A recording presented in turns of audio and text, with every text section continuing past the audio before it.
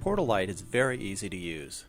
Just grab the bar, tilt it down, and then rotate it up towards the direction of the notch. Bring the tube into the notch and securely fasten the Velcro. Now your chair is actually quite stable. Release the cam locks if necessary, and relock and drop the armrest into place.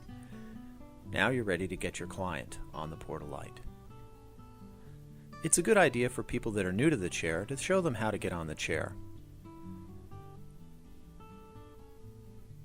Make sure they understand before you ask them to do it. And stay close by when they get on to ensure that the chair is stable and that they're comfortable when they get on. Very few adjustments are really needed most of the time. The chest pad is made of very soft foam and is adjustable in height and can also be turned sideways. Generally, you want to place it in a position where it lines up the top edge with the clavicle of the person sitting.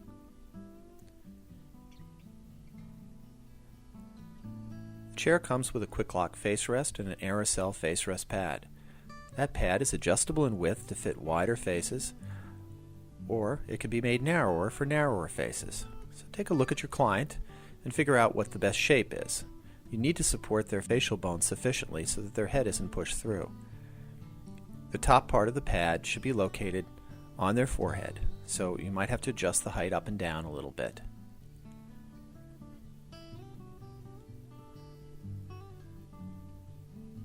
For some, adjusting the height and angle of the face rest is very helpful. So this is one of the things that you'll typically do.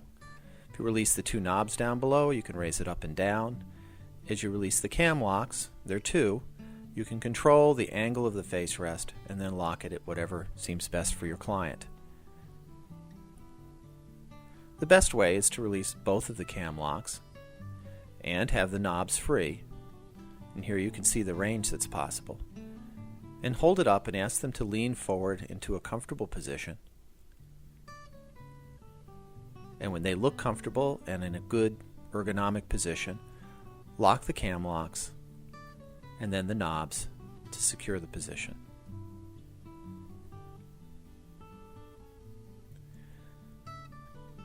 For the armrest, you're looking to create a comfortable position for their arms to rest at, and their shoulders should be relaxed.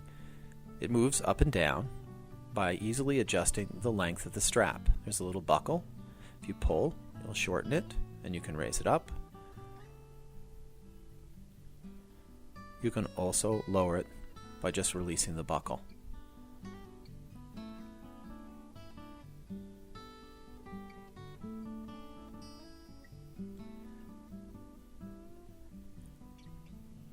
The legs should be at a comfortable angle, and their knees should have a comfortable bend. For some people, they might find that their legs are more comfortable if they're on the floor, either at the side or at the front. You'll have to check in with them to find out what's best. It's also possible to sit somebody facing backwards in order to have access to the anterior portions of their body. Very few adjustments here. The best idea is to turn the aerosol pad around to create a cervical support, and then using the two cam locks and the knob, adjust the headrest so that it gives good cervical support and doesn't force them too far forward or back, and so they can relax.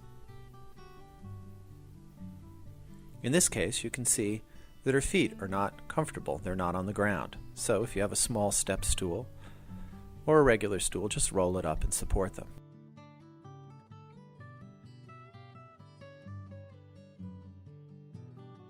To fold it up, just release the two knobs and raise the face rest up pretty far. Release the cam locks, lift up the armrest, and fold the face rest down and around and relock the cam locks. This will hold the armrest in place and the face rest in place. Then tilt the chair back and release the Velcro closure system on the bar and pull it out of the notch and fold it up flat. Very easy to do. The chair weighs only 15 pounds. Then attach the shoulder strap if you don't want to use the carrying case. if you're setting it up and taking it down on a regular basis very quickly, and put it over your shoulder. Again, using the carrying case is the best idea. Hi, and welcome back. Here you have your client sitting in the chair. It's time for you to work. Just a few reminders that you can keep in mind. Remember that when you set up the chair, you set it up for your own comfort and then adjust it as the client comes and sits down. And as you're working, you want to make sure that your shoulders, your arms are just below your shoulders. Relax as you're moving from side to side, using your body as one unit as you work. Very easy, always breathing, never holding your breath, of course. And as you work around the body, same thing, you want to move your body as one unit, feet slightly greater than shoulder width apart.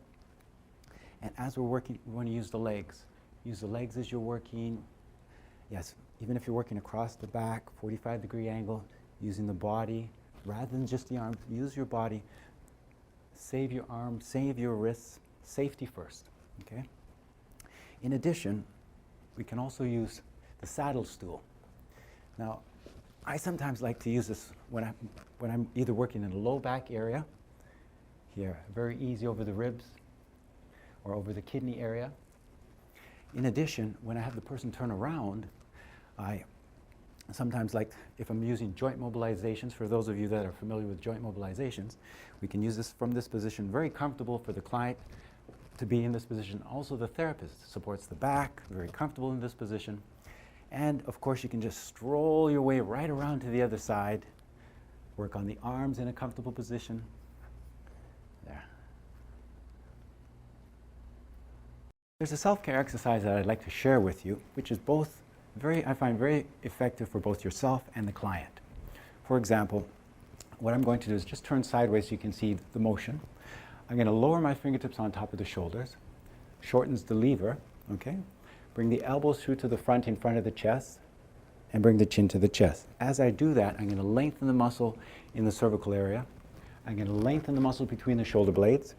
As I lift up and open up out to the side, we bring the head back to a horizontal plane, chin to the chest, back through to the front, and one more time, and lift. And then I like to reverse directions.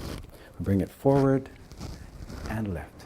Notice as we're bringing it forward, down and up, we're opening up the pectoralis area, lengthening the latissimus dorsi, subscapularis. Very easy exercise. The next thing I'd like to do is take it down to the lower back area, the lumbar. I'll turn sideways so you can have a look at me. So what I'm going to do is slightly bend the knees. I'm going to immediately rotate the shoulders. Same time as I do that, bring the chin to the chest, bend the legs. As you slowly start to straighten out the legs, open up the chest area, lateral rotation of the arms. Very easy for clients that can't lift their arm above the shoulder. If you want, or for yourself, you just bring the arms in front of the chest, exhale, inhale, open up the chest. Okay? These exercises are appropriate for most people, and they can be done before or after any activity. Enjoy.